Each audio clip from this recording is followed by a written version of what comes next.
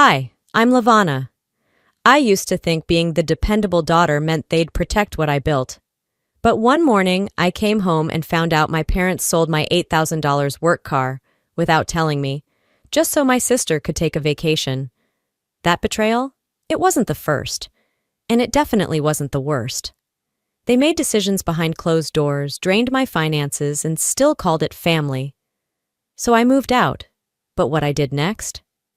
The sun had already started dipping behind the Sacramento skyline when I pulled off the freeway. The traffic had been a mess, nothing new, but for once I didn't mind the slow crawl. It gave me time to breathe, to appreciate the quiet hum of the engine beneath me. My car wasn't just a machine, it was the first thing I'd ever bought completely on my own. No cosigner, no handout. Every monthly payment chipped away with freelance income and side hustles, marketing gigs, design projects, even a few grueling months doing rideshare just to scrape together enough for the down payment. That night, I was coming back from a client meeting in Midtown. It had gone well. We'd finalized a retainer deal, something stable for the next 3 months. That was huge for someone like me who worked without a net. I remember tapping the steering wheel lightly, feeling proud. That car had taken me everywhere: conferences, client pitches, late-night drives to clear my head when everything else felt like too much. But the moment I turned onto our street, a prickle of something odd crawled down my spine. The driveway was empty. I blinked, pulled forward slowly, stopped right where I always did. Maybe someone had moved it? Maybe Dad needed to shift things around in the garage? But when I walked up the steps and opened the front door, the smell of chamomile tea drifted toward me, familiar, almost comforting, until I turned the corner into the kitchen. There they were, Mom and Dad, sitting at the table like it was any other evening. Mom was flipping through some magazine, sipping tea like she was in a spa commercial. Dad had the TV on low volume, eyes barely registering me. "Where's my car?" I asked, not even bothering to say hello. Mom didn't even look up. "We sold it." It took me a full second to register the words. "You what?" She finally met my eyes, as calm as ever. "Your sister's been stressed, honey. She needed a break. That retreat in Arizona is supposed to help with her anxiety." I could feel my stomach bottom out. "That car was mine, paid off, in my name. I need it for work. You knew that." "You work from home most days," she said, waving her hand. "Besides, Aylin needed it more. You're strong. You'll manage." I stood there frozen. It wasn't the first time they'd dismissed what I needed, but this wasn't just a dismissal. This was theft, and they were sipping tea over it. "Did she ask for this?" My voice cracked. "She's been overwhelmed," Mom said, like that explained everything. "She's your sister. Family means helping each other." "Helping?" I whispered. "You think helping means robbing me blind?" Dad hadn't said a word. He shifted slightly, pretending to focus on the muted news broadcast, his body language screaming, "I don't want to deal with this." "You didn't even tell me," I said. "Not even a call. You just took it." Mom raised an eyebrow, like I was the irrational one. "We didn't think you'd understand." "No," I said, swallowing the lump forming in my throat. "You knew I'd be furious. That's why you didn't say anything." She placed her mug down, sighing like I'd ruined her evening. "You're being dramatic again." I turned to Dad. "You have nothing to say?" He didn't look at me, just shrugged. "It was your mom's decision." That was a lie, and we all knew it. Decisions like this, they always made them together, always behind closed doors, always framed as what's best for the family. I went to my room in silence, no door slamming, no yelling, just cold. Standing at the window, I stared out at the empty driveway. My fingers curled into fists. That car represented everything I'd built. All the nights I skipped dinner to hit a deadline. All the clients I drove out to meet because I didn't have the luxury of letting them come to me. It was more than metal and wheels. It was proof that I could do something for myself. That I wasn't just the afterthought youngest daughter in a house that never saw me as more than the helper. They didn't just sell my car. They sold every mile I drove to get away from this house. They sold every hour I worked to be something outside of the other daughter. And they didn't even flinch. I wanted to scream. Instead, I just stood there, breathing through my nose, remembering every little sacrifice I'd made to pay that car off early, the side gigs, the canceled dates, the sleepless nights. But most of all, I remembered how I'd smiled the day I got the pink slip in the mail. Finally mine. No strings attached. Now it was gone. And with it, the last bit of trust I had in them. The house had gone quiet hours ago, but I was still awake, lying in bed, fully clothed, unable to turn off the racing in my chest. I hadn't spoken a word to them since dinner. Not that they noticed. They'd gone about their evening like nothing had happened. The TV had buzzed low in the living room, some generic crime show humming, while Mom loaded the dishwasher like she hadn't just sold my independence for someone else's vacation. Around midnight, I got up. I wasn't sleepy, just restless. I padded down the hall barefoot, thinking I might grab a glass of water and head back to bed. But as I passed the kitchen, I heard it. Their voices. She'll understand. She always does. It was Mom. Calm, collected, just like earlier. There was a pause, and then Dad's voice, low but clear. She always gets over it. Lavana's used to adjusting. I froze behind the hallway wall, the hardwood cold beneath my feet. They were still talking about me. Not with me. Not to me. Just around me. Like I was some abstract inconvenience they'd solved by rearranging furniture. I mean, come on, Mom added. We've all made sacrifices. The words didn't sting the way I expected. They sank in slowly, like cold water soaking into the fabric of something you can't quite wring dry. This wasn't about a car anymore. This was about being erased from my own family's narrative, rewritten into the role of the reliable one, the manageable daughter. I didn't go in. I just turned around, walked back to my room, and shut the door without a sound. A few minutes later, my phone buzzed. Aylin. They meant well. You always take things too personally. No greeting, no apology. Just that. I stared at the screen like it had slapped me. My thumb hovered over the keyboard, ready to respond with all the things I wanted to say. About how they'd stripped me of dignity, of control, of voice. About how meant well didn't patch holes torn open by betrayal. Instead, I typed one word. Noted. And then I turned off the phone. There was no point explaining myself to someone who had never once tried to understand. The room was dim, lit only by the streetlight outside, leaking through the blinds. My nightstand felt too empty without my car keys on it. That tiny clink I used to hear every night when I tossed them there was gone. It was stupid how loud their absence felt. I sat back down on the bed and leaned against the wall. My eyes wandered toward the ceiling, but what I really saw were moments. Not big ones. Just quiet memories. The time we took a family photo, and I was the only one not told about it. I saw it later on Aylin's feed.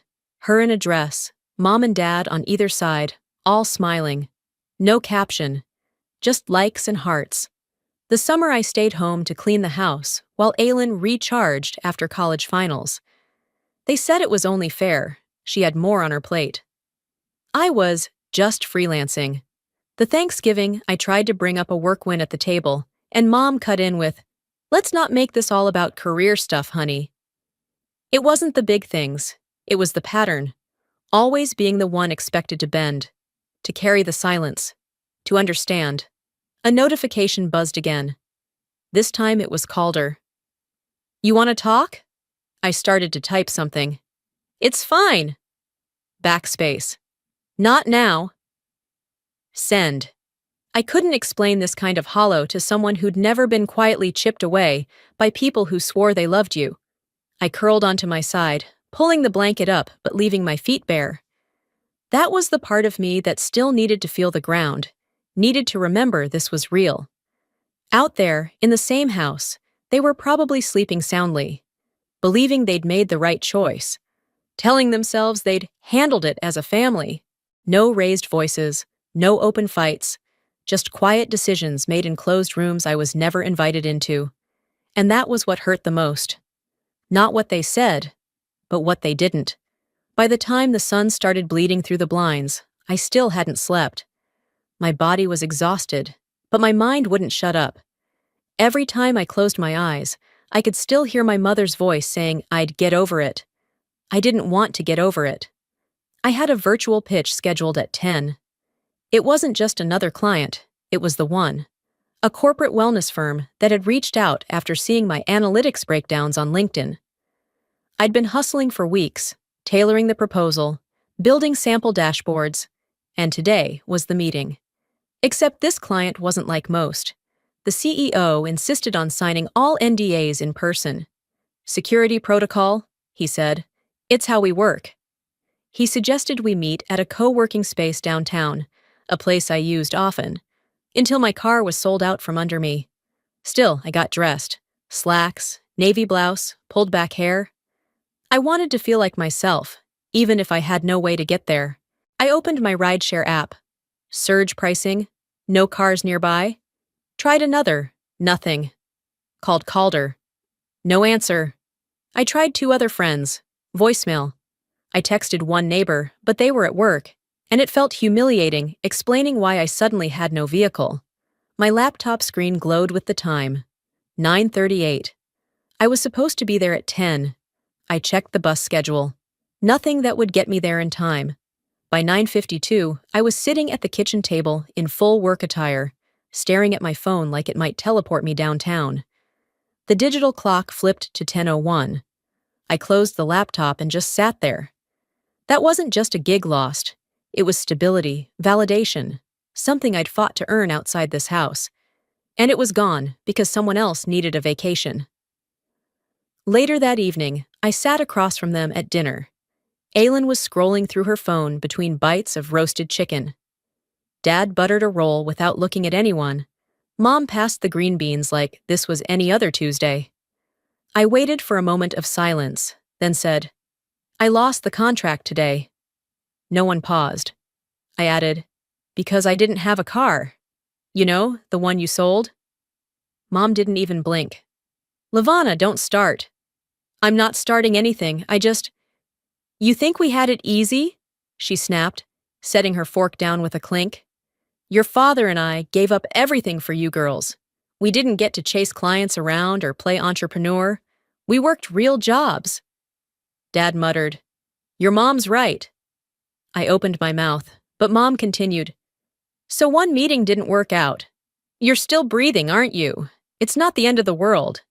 Aylin giggled at something on her screen and mumbled, Drama queen. I stared at the tablecloth, fingers curled around my fork so tightly I thought it might snap. I wanted to yell. I wanted to shake the truth into them, that my work was real, that every gig paid for a bill they didn't even know existed. But I didn't. I pushed my plate back, stood up, and walked to my room without a word. Hours passed. The house dimmed again. I pulled out my laptop, rereading the email. Unfortunately, we've decided to move forward with another candidate. The words blurred. In the corner, my office still sat. A folding table near the fridge, a chair I bought from a garage sale. I used to feel proud of that space, scrappy, built from nothing. But now, it felt like a mockery. I used to tell myself setbacks were just detours, but maybe this wasn't a detour. Maybe I was just easy to ignore, easy to replace, even by my own family. My phone buzzed. Calder. Still thinking about what you told me. Want help with a plan? I stared at the message for a long time, then looked out the window. The street lamp flickered against the garage where my car used to be. I whispered to the dark, maybe I do need a plan. I opened the Notes app on my phone and typed out a title. What I pay for that no one notices. Wi-Fi cleaning supplies, shared Netflix Prime account. Aylin uses gas bill. When I had a car. Groceries, 90% of them. Then I opened a drawer, pulled out an old envelope full of receipts, and started sorting. I wasn't going to shout or plead. I was done being the understanding one. They thought I'd just take it like I always had. They were about to meet a version of me they didn't create. Once I had everything spread out across my bed. Receipts, statements, lists. I realized I wasn't even sure what I was looking for anymore. Maybe I just needed proof that I wasn't crazy, that what I felt was real. Aylin had been posting pictures all week, lounging on some cabana in Palm Springs, holding a margarita with a paper umbrella. Her captions were typical: self-care, deserved this, blessed. But the timing didn't sit right. I reached for my laptop, logged into my bank. I hadn't checked my statements in detail for months. I usually scanned for irregular charges and paid the bill. But now I was combing line by line. And there it was. Hotel Palm Oasis. $612.89, JetBlue Airlines. $378.55 Uber. $74.90, room service. $103.10, all within the past 10 days. All lining up with Aylin's trip. My hands stiffened on the trackpad. I scrolled faster. A charge from Sephora. Aylin had posted a haul video the day before she left. Another from a boutique spa that tagged her in an Instagram story. I knew I hadn't used the card. I'd been too busy trying to keep my freelance business alive. The final straw came when I checked the cardholder name. LaVonna Monroe. My name. But I hadn't made those purchases. I sat still for a moment, breathing through clenched teeth. Then I printed the statement, folded it in half, and slid it into an envelope. Downstairs, Larissa was at the dining table, clipping the dead leaves from a houseplant. Aylin was in the corner chair, one foot propped up, lazily painting her toenails. I stepped in. Neither looked up. I placed the envelope on the table and opened it wide. "Can one of you explain these charges?" Larissa looked at the papers. "What's this about? Palm Springs, JetBlue, Sephora, all on my card." Aylin rolled her eyes. "Seriously? You're making a scene about that?" "Did either of you ask me?" I asked, voice steady but low. "Did anyone think maybe I needed that money for, I don't know, my actual life?" Larissa stood up, wiping her hands on a dish towel. "You weren't using the card. It's been sitting idle for months. So you figured what? That meant it was fair game?" "We're a family," she said flatly. "Sometimes things are shared. You wouldn't even have that credit line if it weren't for us helping you build it." Aylin huffed. "It's not like it's a crime, LaVonna. Chill. We're not stealing from strangers." I looked at both of them. "You stole from me." Larissa's eyes narrowed. "You live under this roof. We keep the lights on, don't we? We've sacrificed for you." "No," I said, quieter now. "You sacrificed me." They stood there, almost bored, like I was the unreasonable one, the drama queen again. I took a breath. "I want the card removed from all your devices, and I want reimbursement." Aylin laughed. "Get over yourself." "I'm not asking," I said, turning on my heel before my voice could betray the heat crawling up my neck.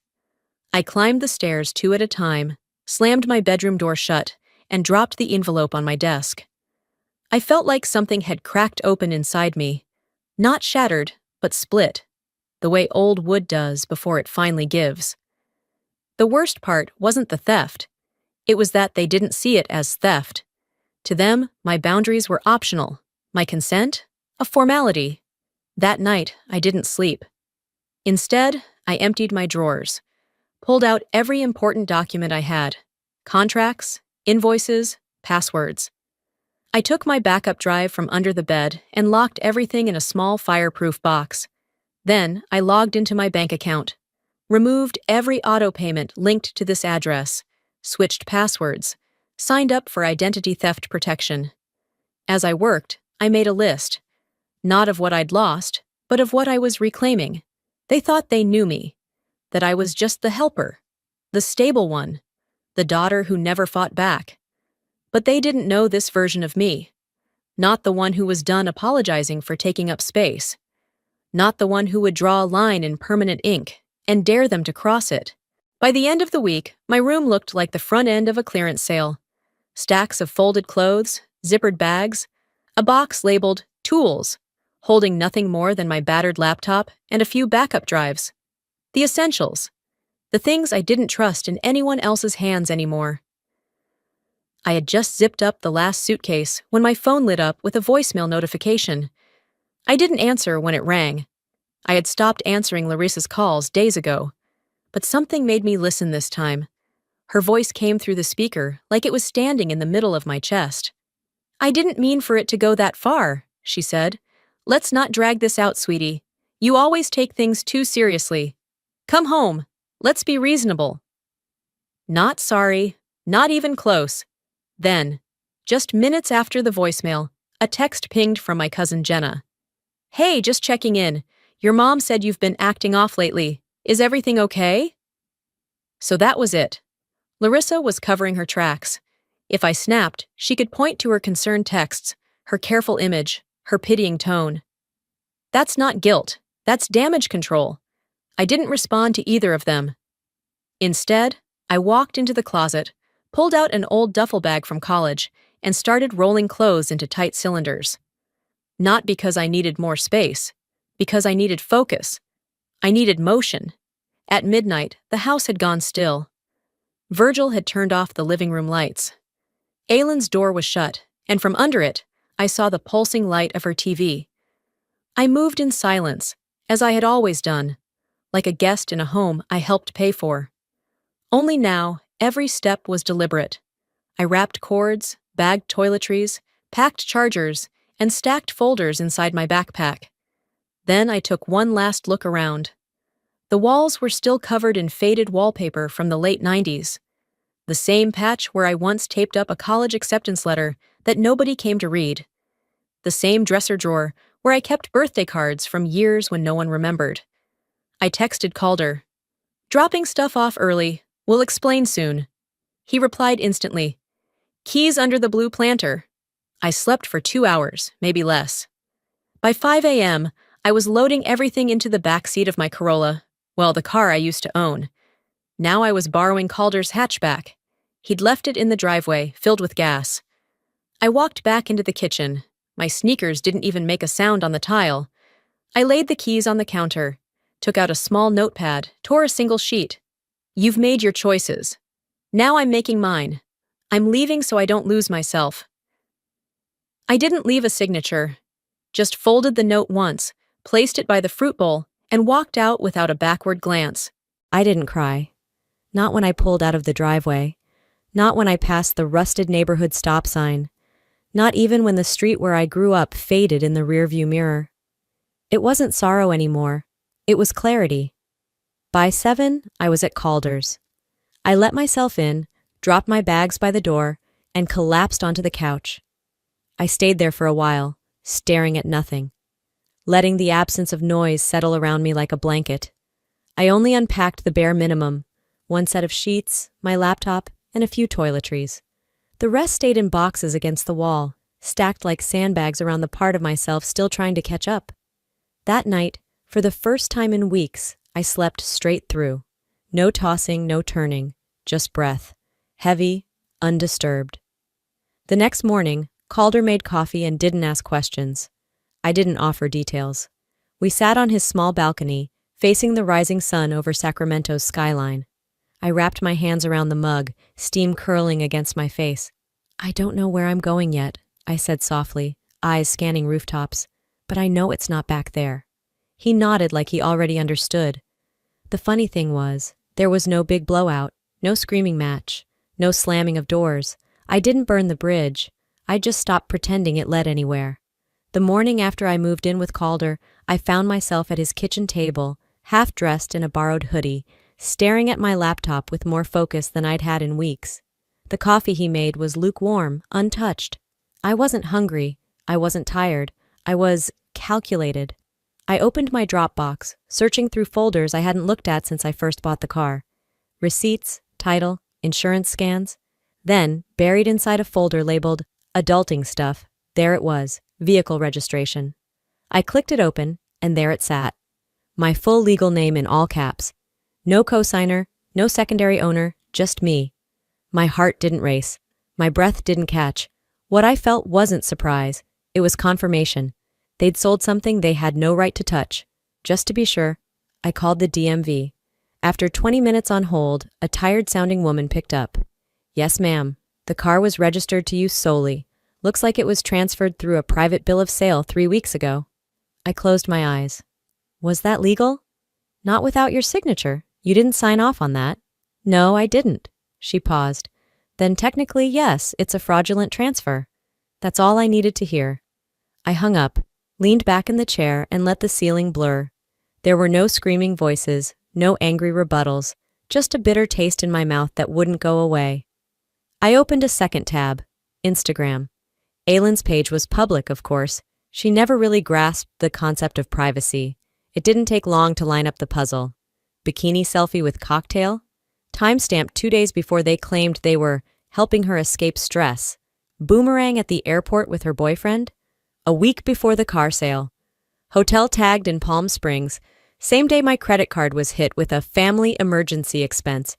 They didn't just lie. They planned it, scripted it, executed it while I was working late, while I was picking up groceries, while I was letting them borrow my Prime account to save money on shipping. I clicked back to my own bank records. I matched dates, charges, merchant codes. It lined up like a confession on paper. By noon, I had a folder titled Car Theft Evidence. Inside it, I dropped in PDF copies of every document I could find, emails with the dealership, scans of the DMV record, tax receipts, credit card charges, messages from Larissa asking for help with utilities. Then, in the notes section of the folder, I typed, "If anything happens to me, this folder goes public." I stared at those words for a long time before hitting save. Around 3 p.m., Calder came back from work early and leaned against the kitchen counter. "You building a case?" "Not officially," I said, closing the lid on my laptop. "Not yet. But you're ready." I nodded. "They need to know I'm not bluffing anymore." That night, I opened a blank Word doc. At the top I typed, "To Larissa and Virgil." Underneath it, I wrote plainly, directly. No emotion, no pleading, just facts. The vehicle you sold was legally under my name.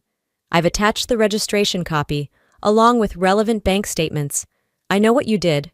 Next time you want to steal from me, read the fine print. No signature, no warmth, just data. I printed it out, folded it once, and tucked it into an envelope. I wasn't going to mail it. Not yet. But I wanted it ready. I placed it on top of the fireproof box under my bed, beside the locked folder and a printed list of passwords I'd changed. For the first time, I felt taller in my own skin, not because I was yelling, not because I was trying to convince them I mattered, but because I didn't need their recognition anymore. I had proof. The envelope stayed on my nightstand for 3 days. I didn't touch it, didn't reread it. Just the sight of it was enough. I'd made my statement. Whether they ever opened it didn't matter. It existed, and it was real. Unlike most of the words that came out of their mouths. By Thursday, I was back at work, sitting through a morning briefing in a windowless conference room that smelled like burnt coffee and old carpet glue. The usual agenda, marketing projections, next quarter's KPIs, buzzed in the background. I tried to focus, tapping my pen absently on the edge of my notepad. Then Mike, the guy who always thought he was the funniest person in the room, raised his voice just enough to be heard over a colleague's presentation. "Hey, just don't cross Lavana," he said with a smirk. "She might lawyer up, like she did with her parents." There was a beat of silence, not shock, amusement, then a few chuckles. I didn't move, didn't blink, just stared down at the pie chart on the screen like it mattered. Inside, though? I could feel the blood rise to my face, heat crawling up my neck like someone had pulled off a mask I didn't know I was wearing. So it was out. Somewhere between my mother's calls, my sister's barbed texts, and our shared circles, the drama had bled into my professional life. On lunch break, I didn't eat. I sat on a bench near the parking lot, phone in hand, heart pounding. I wasn't embarrassed. I was exposed. Calder texted me just before 3 p.m. "You need to hear this." I didn't mean to record it, but I couldn't ignore it either. There was an audio file attached. I plugged in my earbuds, pressed play. Aylin's voice filtered through, sharp and lazy at once, like someone who'd never had to try hard to be heard. I didn't make them sell her car. I just reminded them how dramatic she gets. They jumped on it. Lavana's not the confrontational type anyway. A few people laughed in the background. Someone said, "Well, she didn't fight you, did she?" Aylin replied, chuckling, "She never does. That's what makes it easy." I replayed the file. Once, twice, the third time I listened in complete stillness. That wasn't hurt in my chest anymore. It was clarity hardening into resolve. I opened my evidence folder and dropped the file in. Renamed it Aylin_confession_dinner.m4a. But I didn't stop there. I logged into my old Instagram. Posted a plain black image. No caption.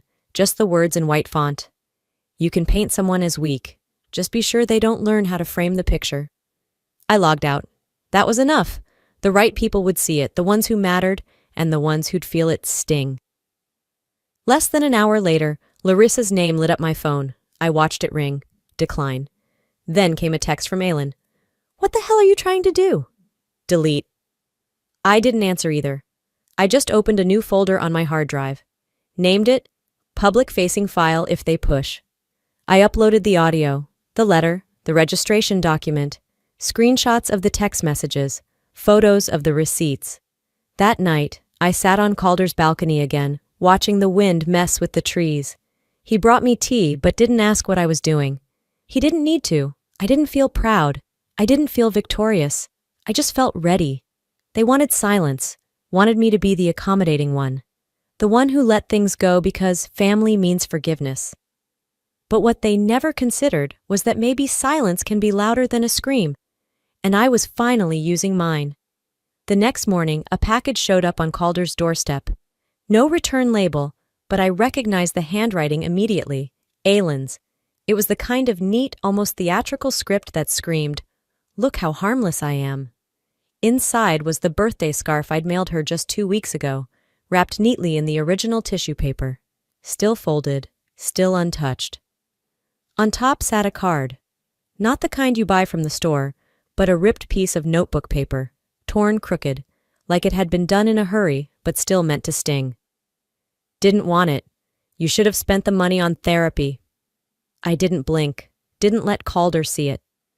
I walked into the kitchen, slid the note into the shredder, and listened as the blades turned her smugness into strips. Then I opened my laptop. I already had the document saved. Everything was drafted, organized, and labeled. It was just time to print. Demand for compensation.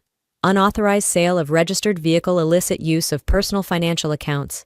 Emotional distress directly resulting from familial negligence and manipulation. I signed my name at the bottom, sharp, clean, and folded the letter into thirds. I placed it inside a manila envelope and drove it to the post office myself. Certified mail, return receipt requested. I didn't flinch when I handed it over. Just looked the clerk in the eye and said, "It's time they took me seriously." By evening, the ripple started. First was a voicemail from Larissa. Her voice cracked a little at the edges, but it wasn't remorse. It was performance. "You're tearing this family apart, Lavana, after everything we've done for you. Is this really necessary?" I didn't bother listening to the whole thing. I deleted it before she reached the fake tears. Then came the social media fallout. Aylin posted a black and white photo of her at some cafe with a quote underneath. "The ones who scream the loudest are often the guiltiest." Right, because returning a gift with a personal attack wasn't screaming, because taking someone's property and justifying it with, "You're too sensitive," was love. My cousin Kayla messaged me on Facebook. "Your mom's really upset. Maybe you should just let things cool off." Cool off. That was always the way they wrapped abuse in gift paper. Don't escalate. Don't talk back. Just let the fire die down while your house burns. I didn't respond to Kayla, or Aylin, or Larissa. I didn't explain myself anymore. Calder watched me close my laptop after archiving the latest batch of messages. "You okay?" he asked. "I will be," I replied. "It's strange. You grow up thinking the worst thing you can do is disappoint your family, but sometimes the worst thing is giving them the power to keep disappointing you." He didn't say anything, just sat beside me, steady as always. That Sunday, I went for a walk alone along the boardwalk by the river. The air was cool, the water quiet except for the occasional ripple from a boat passing in the distance. I paused by the railing, staring out across the current. This was the first time in years I didn't feel like I owed anyone an apology for existing. I opened my phone. There were 3 voicemails waiting, 1 from Larissa, 2 from my aunt. I deleted them without listening. Then I opened my gallery and scrolled through an old photo, Me at age 16, holding the keys to my first used car, smiling like the whole world was just beginning. I whispered, "You didn't deserve what came after, but you made it anyway." Back at Calder's, I put on some music, poured a glass of water, and cleaned out my inbox. No fanfare, no press release, just quiet, deliberate closure. No more trying to patch holes in something that was never whole. No more carrying guilt that wasn't mine to begin with. And definitely no more pretending. They'd made their choices. Now I'd made mine. The first time I went out in public without that invisible weight pressing down on my spine, it was to the cafe 2 blocks from Calder's place. I wasn't expecting anything. Just coffee. A quiet hour with my notebook and the low hum of strangers' conversations. But before I could pull my pen from my bag, a woman I barely knew from my old neighborhood, Mrs. Merton, always in a visor and white sneakers, stopped at my table. "I heard," she said gently, "about your folks, what they did. You're brave, honey. Most people just stay and suffer." I nodded, unsure what to say. "Thank you," was all I managed. She smiled, then walked away like she hadn't dropped a boulder in my lap. It wasn't judgment, it wasn't gossip, it was recognition. And it echoed louder than anything Larissa or Virgil had ever offered me. Later that week, someone else stopped me near the mailbox outside Calder's apartment. "You're Lavana, right?" the young woman asked. "Did you really sue your parents?" I took a slow breath and answered calmly, "I'm just protecting what's mine, that's all." I didn't explain the car, or the card fraud, or the note Aylin sent with my birthday gift, folded in bitterness. People didn't need all that. They just needed the truth in its simplest form. I stopped letting them take from me. By the following weekend, the fallout had spread, not like wildfire, more like slow fog. I wasn't checking in, but word got back to me anyway. A cousin messaged me. "They're not doing well, but maybe they need to sit with that." Virgil, I heard, had stopped showing up at his Saturday morning golf games. Larissa was defensive at church, according to Kayla's mom. And Aylin? She posted another quote on Instagram over a picture of her fake laughing with a glass of wine. "When the weakest leave, the strong suffer the burden." Cute. I scrolled past it, felt the flicker of annoyance, and then nothing. Not rage, not hurt, just absence. Like watching a rerun of a show that used to matter to you, until you realized you'd outgrown it. Back at the apartment, Calder was fiddling with audio levels on his computer. I leaned against the doorway. "I think I want to record something," I said. He turned. "Your story?" "Parts of it, not everything, but enough." And so I started. Not a memoir, not a takedown. Just 10-minute voice logs I uploaded under a pseudonym to a simple site Calder helped me build. We named it The Unseen Daughter. It felt right, like telling the story from the corner of a room no one ever noticed. The feedback came slowly, a few comments, then a few more. One woman wrote, "Thank you, I thought it was just me." Another said, "You gave words to something I never knew how to name." I didn't post every week. Some days I just opened my recorder and sat with silence, and sometimes that was enough. One afternoon I walked by the old house. Not intentionally, I'd taken a different route back from a bookstore, and there it was.